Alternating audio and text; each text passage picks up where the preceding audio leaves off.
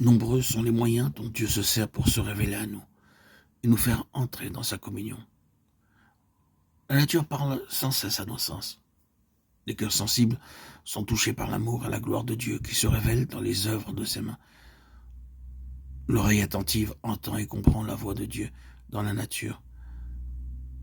Les prairies verdoyantes, les arbres majestueux, les boutons et les fleurs, le nuage fugitif, la pluie, le murmure du ruisseau, la splendeur du ciel, tout parle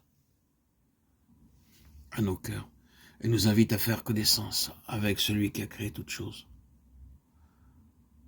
Notre Sauveur a relié ses précieux enseignements aux objets de la nature. Les arbres, les oiseaux, les fleurs de la vallée, les montagnes, les lacs, la voûte azurée, aussi bien que les incidents de la vie quotidienne ont été utilisés par le Seigneur pour nous enseigner la vérité et nous rappeler constamment ses enseignements, même au milieu des tracas de la vie. Dieu veut que ses enfants apprécient ses œuvres et prennent plaisir aux beautés simples et discrètes dont il ne sait plus à orner notre demeure terrestre. Il aime ce qui est beau, mais il affectionne par-dessus tout la beauté du caractère et il désire que nous cultivions la pureté, la simplicité, les vertus modestes reflétées par les fleurs. Pour peu que nous ouvrions les yeux, les œuvres de Dieu nous donneront des leçons précieuses d'obéissance et de confiance. Depuis les étoiles qui suivent de siècle en siècle dans l'espace infini leur sentier invisible jusqu'à l'atome imperceptible, la nature obéit à la volonté du Créateur.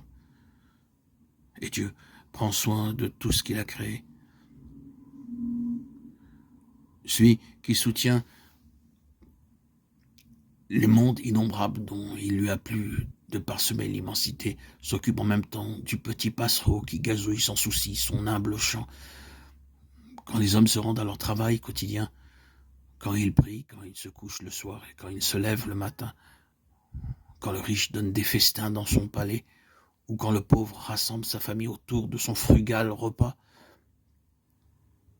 toujours et partout, notre Père Céleste veille avec tendresse sur ses créatures. Il ne coule pas de larmes qui échappent à son regard, il n'est pas de sourire qu'il ne remarque.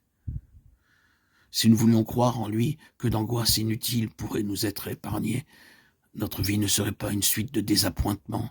Toute chose, grande ou petite, serait remise entre les mains de celui qu'aucune multiplicité d'occupations ne tracasse et que n'accable aucun fardeau. Nous jouirions d'un repos d'âme que beaucoup ne connaissent plus depuis bien longtemps. Quand vous vous sentirez transporté d'admiration par les beautés de la terre, pensez au monde à venir qui ne connaîtra pas la souillure du péché ni les affres de la mort, et d'où aura disparu toute trace de malédiction. Représentez-vous la demeure des élus et souvenez-vous qu'elle sera infiniment supérieure à tout ce que votre imagination peut concevoir de plus beau. Les splendeurs de la nature ne sont qu'un faible reflet de sa gloire. Il est écrit, ce sont des choses que l'œil n'a point vues, que l'oreille n'a point entendues et qui ne sont point montées au cœur de l'homme, des choses que Dieu a préparées pour ceux qui l'aiment. Dieu nous les a révélées par l'Esprit. 1 Corinthiens 2, 9, 10.